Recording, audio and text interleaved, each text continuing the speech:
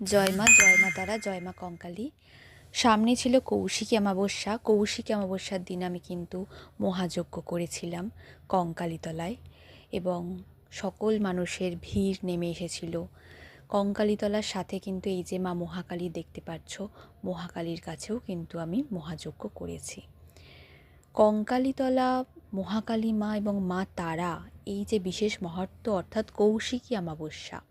কৌশিকী অমাবস্যার দিনেতেই মা তারা কিন্তু কৌশিকী রূপে সিংহ নিশুম্ভকে কিন্তু হত্যা করেছিল, শুম্ভ নিশুম্ভ।